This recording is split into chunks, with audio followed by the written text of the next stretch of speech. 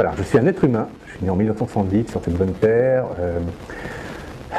J'ai découvert la vie avec Goldorak dans les années 80 et j'ai décidé de faire de la science-fiction en bande dessinée, parce que c'était une passion de toujours. Et j'ai commencé chez Delcourt en 95, je crois, avec un album qui s'appelait Cryozone, qui est une histoire de zombies dans l'espace. Donc après la mode des zombies des années 80 et avant la mode des zombies des années 2000, donc ou ringard ou prédécesseur, je ne sais pas. Et j'ai surtout marqué mon territoire avec Universal War One, qui est une saga de science-fiction en 6 tomes, paru chez Soleil, puis Cadran, de 98 à 2006. C'est pas moi de le dire, parce que déjà je vais vexer quelques copains, mais de fait, en tout cas, on peut dire que c'est culte, au sens où je croise des gens hystériques, les larmes plein les yeux pour me parler de cet album, et surtout dans cette période de crise énorme, ça continue à partir comme des petits pains, donc on est face à un... Ça a marqué un territoire, c'est une pierre dans la SF. Je pense qu'on est quand même quelques-uns à avoir, on n'est pas très nombreux, mais on est quelques-uns à avoir clairement marqué la décennie précédente. Il y a Léo quand même, avec Aldébaran, une SF peut-être un peu plus grand public, un peu plus féminine aussi, un public féminin important. Et puis pour la jeunesse, il y a eu Tillage quand même. Voilà, mais c'est vrai qu'à nous trois, on a un peu balisé le terrain. Voilà. Je ne parle pas de ceux qui sont en train d'arriver en ce moment, parce qu'il y a quelques succès récents. Mais... Alors, j'ai une énorme chance. Ça a vraiment très bien marché, donc je ne me suis pas trop posé de questions financières depuis 10 ans. Ce qui, dans ce milieu de crève la faim, est une chance énorme.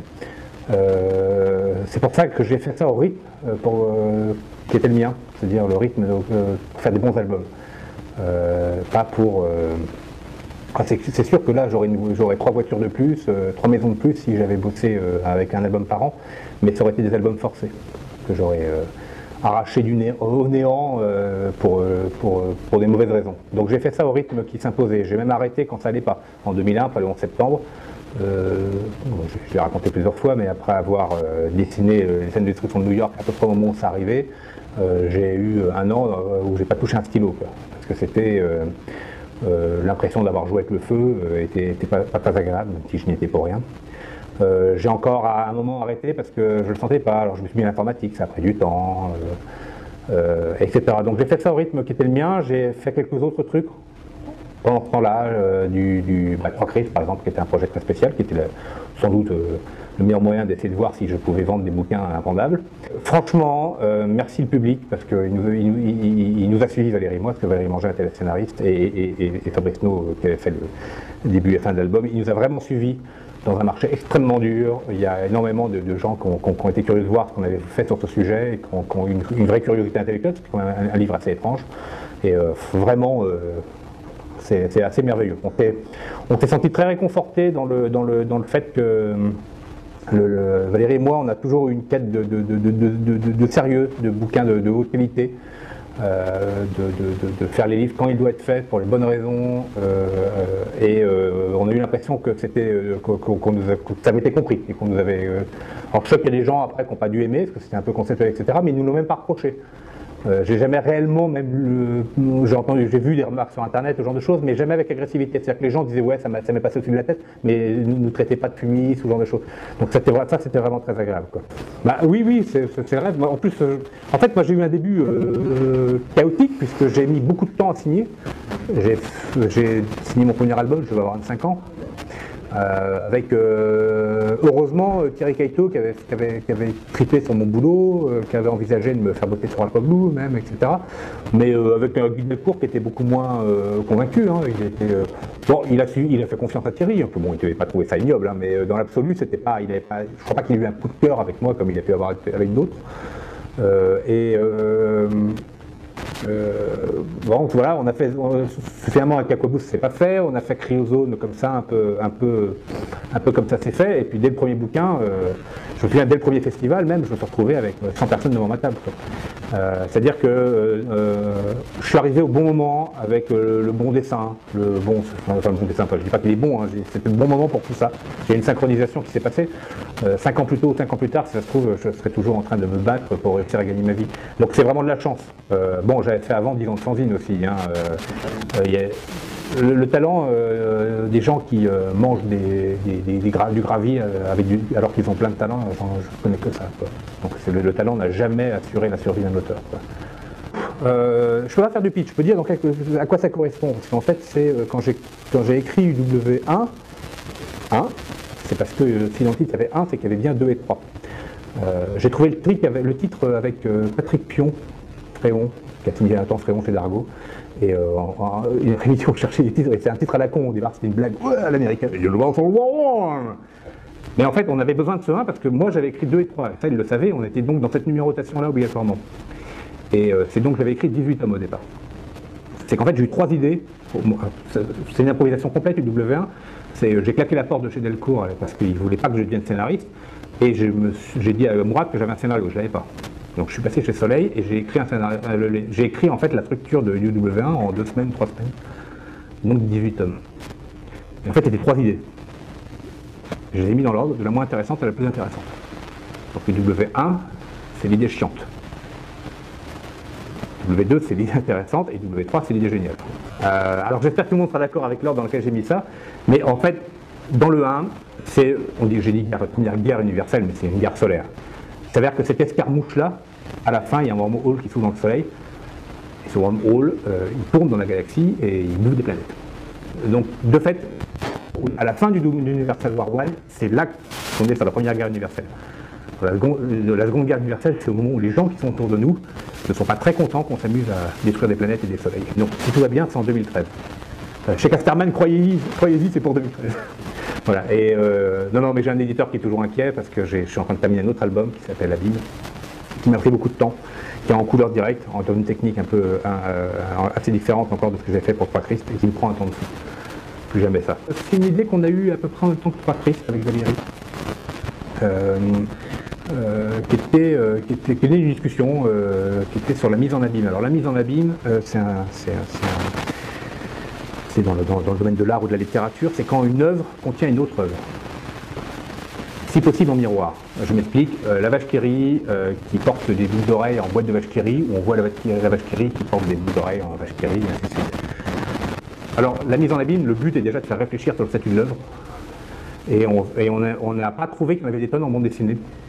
Donc Valérie s'est sérieusement posé la question, et en fait c'est un triptyque. La première parle d'une mise en abîme littéraire avec Balzac, et le passé de Balzac qui revient par un feuilleton littéraire en un journal. Le second est une mise en abîme cinématographique avec Clouseau, qui découvre des rushs qui apparaissent dans son tournage alors qu'il n'est pas censé les avoir tournés, qui révèlent des choses qu'il ne voudrait pas qu'on sache. Et le troisième, c'est Valérie Mangin, qui va tomber sur un livre qu'elle n'a pas encore écrit, et qui est en l'occurrence le livre d'Abîme.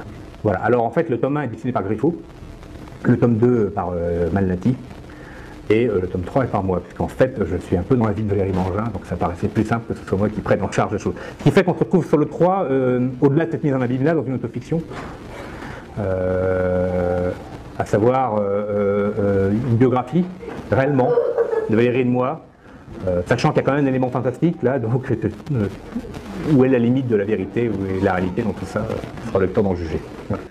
Oui, alors, sur une trilogie, en tout cas, il y a un premier triptyque qui est Alix Senator. Donc, Casterman a approché Valérie Mangin, toujours, qui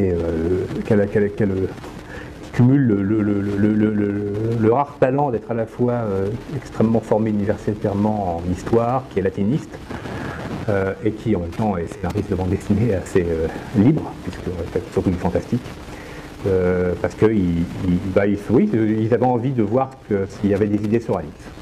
C'est à peu près la question qu'ils ont posée au départ, et Valérie a proposé de faire une sorte de reboot d'Alix, même si c'est toujours dans la continuité, en plaçant Alix 30 ans plus tard. Donc on est passé de la République à l'Empire. Le jeune Octave, qu'on voit dans plusieurs Alix, est devenu empereur. Alix lui-même est devenu sénateur. Enac a disparu, mais Alix s'occupe de son fils et du fils d'Enac. Voilà, donc on est dans une projection qui permet évidemment, en prenant un peu de distance avec l'œuvre de Jacques Martin, aussi de la traiter de manière beaucoup plus moderne au niveau dessin, écriture, etc. Ce qui permet de garder à Alix sa saveur de classique de la bande dessinée. Puis donc moi je fais là-dessus, j'ai fait la direction artistique au sens où j'ai pas mal discuté avec Valérie, évidemment au moment où elle a formalisé le projet.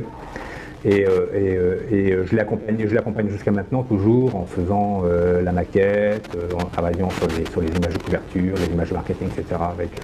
Alors, on nous avait promis le cauchemar, puisque c'est vrai que les ayants droit, ça a toujours la réputation d'être un problème. Il s'avère qu'il y a eu une confiance de Casterman et des ayants droit dans le projet qui a été remarquable. C'est-à-dire que franchement, je souhaite à toute personne qui travaillera sur une licence, comme on dit, d'avoir des gens qui, à partir du moment où ils ont été convaincus par le projet, et ils l'ont été tout de suite, ils nous ont fait confiance. Alors bon, ils ont regardé les choses qui sont arrivées, on a de temps en temps eu une remarque ou deux, mais qui étaient plus des questions, genre d'ordre historique, etc. Comme Valérie, à chaque fois, s'est fait un plaisir à répondre. Ah oui, mais justement, la curie n'est pas ronde, elle est bien carrée, enfin, etc. Donc, mais oui, non, ça a été idéal. Franchement, moi, quand elle y a été, je me suis dit, on va se taper quelques énervements. Et ça a été, ce livre s'est fait. Je pense que le livre est bien aussi parce qu'il s'est fait. C'est peut-être pas si courant que ça dans les reprises comme ça. Il s'est fait exactement comme si c'était moi en tant qu'éditeur chez Cadran qui l'avait publié, quoi. C'est-à-dire en toute liberté et au mieux de ce qui était faisable. Bon, nous-mêmes, on avait réfléchi, est-ce que, oui, non, pas aller trop dans le gore, il faut que ça reste un livre familial, il faut que les ados puissent le lire, là où un Sur un Murena, par exemple, moi je ne mettrais pas ça à main de mes gosses, c'est quand même il y a de la vraie violence, etc. Et tout. Donc de rester dans ce qu'est Alix naturellement, l'aventure, Rome, le grand public, mais bon, en faisant ça en 2000, quoi. Bah, il s'avère que l'aventure avec Cadran, elle a été partiellement arrêtée déjà depuis pas mal d'années quand on a confié les rênes à Corinne Bertrand. C'est lié, tout ça est lié au départ de Mourad Boudjelal de chez Soleil, c'est-à-dire qu'il a vendu Soleil parce qu'il n'y était plus. Sa vie était en train de devenir autre chose au moment où il l'a fait. Et nous, on a créé Cadran avec lui, en toute confiance avec lui, et on a eu du mal à concrétiser ce cadran parce qu'il était de moins en moins là. Et à un moment, nous, on a pris du recul à cause de ça. Pas uniquement à cause de ça, parce que ça nous prenait beaucoup de temps, etc. Parce qu'on avait Corinne, bien sûr, qui faisait un super boulot. Mais on a pris du recul. Donc moi, de fait, Valérie et moi, on est fondateurs de Cadran, mais on n'est plus éditeur depuis, je ne peux pas dire de date, mais au moins 3-4 ans. Et moi, je suis resté juste éditeur sur Quelque pas vers la lumière de Bruno Marchand, parce que Bruno me l'a demandé, vraiment, et que je ne voulais pas l'abandonner. Comme aucun autre auteur n'a demandé absolument à ce qu'on reste. Mais de fait, Cadran, c'est plus nous. Il y a une partie de Cadran qui est tout à fait dans l'esprit de ce qu'on avait initié. Il y a des choses qui ressemblent beaucoup plus à ce que fait Corinne. Voilà, mais c'est pas. Ah, pareil, on a beaucoup dit que c'était qu'après le rachat, j'avais abandonné Soleil parce que je ne voulais pas retravailler avec Delcourt, vu qu'on a eu quelques accrochages il y a longtemps, il y a 12, presque 15 ans maintenant. C'est pas du tout ça, parce qu'on s'était parfaitement réconcilié avec Guy, et moi j'étais très content que Guy rachète la maison, parce que ce qui avait fait qu'on avait quitté Cadran devenait un problème pour tout Soleil. C'est que tant que Mourad avait été là, avec sa passion et son énergie, cette maison elle a été merveilleuse. J'ai adoré être chez Soleil, vraiment. Ça a été, je vais voir c'est l'aventure que je vais avoir avec Casterman sur ma série principale. Là en ce moment on fait des choses avec Ankama et tout, donc il y a beaucoup de plaisir, mais ça a été vraiment merveilleux de travailler avec Mourad. Et il était temps qu'il y ait un nouveau quelqu'un à la tête du bateau. Oui, en tant que co-scénariste avec Valérie, on a écrit un livre pour Jean-Michel Ponzio, qui s'appelle Expérience Mort. Jean-Michel, c'est quelqu'un que je connais depuis très longtemps, donc tout départ de sa carrière, on avait pas mal discuté et tout.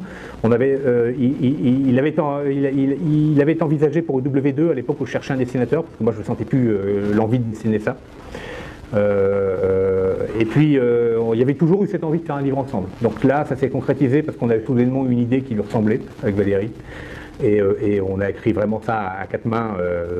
C'est vraiment, entre guillemets, on a essayé de faire une sorte de film de genre parfait. J'ai toujours pensé que la BD et le cinéma n'avaient rien à voir. Dans l'occurrence, là, on a pensé ça comme un petit film de genre avec Jean-Michel qui est très réaliste. Ça se prêtait assez bien à ça. Donc c'est en 2 tomes et en gros, c'est un vaisseau spatial qui va dans la mort. Je sais, je dis comme ça, c'est assez bizarre, mais on essaie de, déjà on connaissait pas le bouquin, on l'a découvert après, puis c'est vraiment pas du tout le même esprit parce qu'on est vraiment dans notre réglage, il est plus à essayer de faire un alien Voilà, c'est vraiment un truc de plaisir, quoi.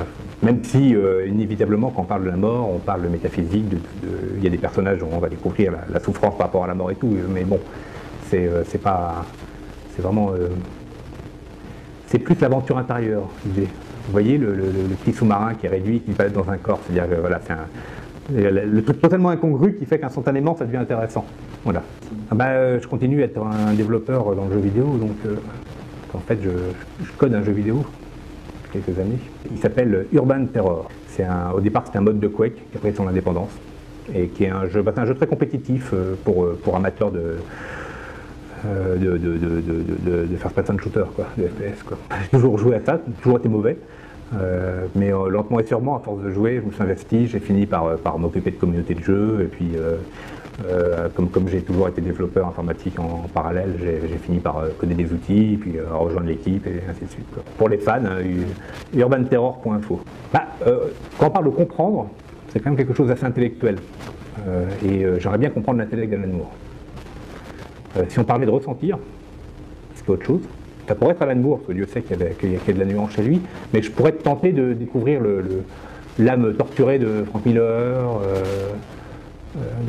ou je ne sais pas, de Jean-Christophe Menu, parce que ça doit être sacrément intéressant. Mais on est moins dans le comprendre, je crois que ça doit être plus complexe que une simple compréhension. Faut être honnête, j'en lis toujours beaucoup, moins qu'à une époque, mais j'ai pas eu d'énormes coups de cœur ces dernières années. En dehors de quelques comics, mais même en comics, ça s'est beaucoup ralenti. Je trouve pas qu'en ce moment, je lis plein de très bons livres. C'est-à-dire que le niveau est fort. Il y a vraiment énormément de gens qui ont du talent dans le dessin, dans la narration, qui ont des vrais sujets très forts. Il y a 5 ans, j'aurais répondu avec un livre de Mark Millar, par exemple. Genre Redson, ou je ne sais pas si vous voyez, un comics où Superman, au lieu d'être tombé aux États-Unis, est tombé en Russie communiste. Ça change légèrement l'histoire humaine. Et c'est très intéressant, c'est très drôle, Millar est très ludique, donc c'est vraiment malin comme tout. J'ai pas eu d'énormes coups de cœur ces dernières années en BD, quoi. Je pense que l'art de rien, cette crise dont on parle beaucoup, elle est aussi quelque chose qui plombe un peu le créatif et qui fait que les bouquins sont moins... Je pense qu'il faut un peu d'insouciance pour faire des grands livres. Là actuellement on se pose vachement la question de est-ce que ça a marché, pas marché, quel risque je prends pour ma carrière, etc. Alors peut-être un peu moins Valérie et moi qui avons la chance que ça se passe bien, mais là de rien ça pèse, je pense. Même dans nos rapports avec les éditeurs, on a tendance, quand on parle de projet, à déjà les pré-marketer. Parce qu'il faut être sûr que ça passe, etc. Alors c'est pas comme ça qu'on accouche de bouquins incroyables. Les bouquins incroyables, ils sont accouchés dans l'insouciance totale, dans la folie, dans l'hystérie. Et les périodes de croissance sont toujours accompagnées de très bons livres. Et là, on est dans une période de stagnation. Et c'est pour ça que j'aurais du mal à donner coup de cœur. Après, je peux citer des livres qui m'ont bien plu, mais genre quelques bouquins de Neury récemment, etc., que j'ai vraiment trouvé très chouette. Hein. Mais je dirais pas que ça m'a pas... c'est pas Watchmen, quoi. Enfin, j'ai pas eu des chocs comme je peux en avoir. Et même des chocs, des petits chocs, entre guillemets, qui pouvaient être des mangas de temps en temps, etc. Même en manga, par exemple, à un moment, on lisait des trucs incroyables, et puis là, ça ronronne un peu, et ainsi de suite. C'est entre autres pour ça qu'on voulait faire des livres chez Ankama, c'est qu'on pense qu'il y a chez Ankama cette envie encore, cette fraîcheur, cette jeunesse, tout ça. Et avec Valérie, on s'est rapproché d'eux très volontairement parce qu'on voulait participer de ça. Non pas qu'on pense qu'ils vont mieux nous vendre nos livres, même c'est un jeune éditeur, en général les jeunes éditeurs sont plus mauvais pour vendre les livres que les anciens, mais on aimerait bien qu'Ankama devienne une grosse maison d'édition en bande dessinée, parce que de la même manière que quand Delcourt et Soleil et l'association et Ego Comics et compagnie, à un moment, on a eu pendant 5-6 ans toutes ces maisons qui sont apparues, toutes avec d'énormes envies, d'énormes affirmations, et ça a fait énormément de bien à toute la bande dessinée. On peut ne pas être d'accord, on peut avoir détesté les bouquins de l'association, pas comprendre Fabrice No ou pas comprendre à l'inverse Thierry B chez Delcourt. Il n'empêche que tous ces livres-là ont dynamisé beaucoup d'auteurs qui ont eu envie de faire de la bande dessinée, qui se sont sentis libres. On a l'impression qu'on pouvait y aller, etc. Et tout. J'aimerais bien qu'on retrouve cette euphorie. Et je pense cette euphorie, elle vient aussi par des maisons d'édition. Voilà, en espérant qu'Ankama nous apporte cette fraîcheur-là, qu'on trouve dans pas mal de leurs livres justement. Faites plus, à la limite, c'est je ne dirais pas que c'est génial, parce que c'est pas ma came en fait. Mais j'ai vraiment pris mon pied à lire ça. J'ai trouvé ça frais, neuf, même si c'était d'apparence manga, finalement j'ai lu quelque chose de bien européen. Là dans le dernier, même, j'ai vu qu'il s'autorisait le commentaire politique, ce qui m'a pas déplu, au milieu de la farce comme ça, de le voir aller aussi loin et tout. Donc voilà, à la limite, je peux citer ce livre-là, sans lui accorder le génie, en tout cas, voilà, ça fait partie des choses qui m'ont fait plaisir. J'aimerais bien voilà, que les auteurs aient à nouveau envie, comme ça, de manière simple, c'est un peu comme la chanson de Brel, beau et con à la fois. Il y a un moment où il faut être dans l'euphorie et la connerie pour faire des choses belles et des choses réussies, quoi. Si on commence à réfléchir, on ne fait jamais Star Wars, quoi. Ça tient pas cette histoire, enfin, c'est quoi ces conneries, quoi. Non, il faut être dans le trip, quoi. Et si on commence à réfléchir, on peut faire la recherche du temps perdu de Proust, mais on en meurt quasiment, quoi. Et c'est pas simple. Parce que le public se comporte mal. Pas tout le public, hein, mais une partie. Ça, c'est la première raison. Mais j'aurais, à la limite, je suis un garçon assez costaud pour envoyer chier les gens. J'aurais pu me débarrasser, me faire ma propre blacklist et virer les connards. Ce qui s'avère, c'est qu'en fait, j'ai vraiment trouvé détestable le fait que la dédicace soit la performance des auteurs de BD en public. Et qu'il n'y ait plus que ça. Sorti de quelques salons, dont Amiens. Si je viens à Amiens ici, c'est qu'ils font un travail sur la bande dessinée toute l'année, qu'ils ont des expositions, enfin, que la dédicace est une partie, et une petite partie de leur manière de faire de la bande dessinée. Mais ils sont rares ces salons-là, bon, je ne vais pas tous les citer, on les connaît, Saint-Malo, Angoulême, etc. Enfin, Angoulême, c'est plus complexe que ça à juger, mais ils sont rares, et donc refuser la dédicace, c'est obliger les festivals à trouver des solutions pour nous accueillir. Parce que de fait, je suis assez gros dans la bande dessinée pour qu'il y ait des festivals qui ont envie de m'inviter, même si je ne les casse pas. Donc on doit trouver des solutions. Alors moi j'ai apporté les miennes, elles sont liées au numérique souvent, aux conférences, etc. Et il faut que tous les auteurs qui trouvent qu'on ne peut pas réduire la bande dessinée en public à cette histoire de dédicace. Alors je sais qu'il y en a eu d'autres, hein, quand il y a une partie qu'on proposait des concerts de dessin et toutes ces choses-là, mais ça c'est important, et en disant on ne dédicace plus, on force la main. Voilà. Donc il y a un cumul des deux choses. Voilà. Si les gens avaient été plus gentils, j'aurais peut-être pas trouvé les motivations, parce que j'adorais ça, hein, les gens qui m'ont vu en dédicace il y a 10 ans, debout sur les tables, en train de faire de la peinture partout, enfin, il y avait de l'ambiance, un médecin en dédicace. Mais voilà, c'était un faux spectacle à la fin, quoi.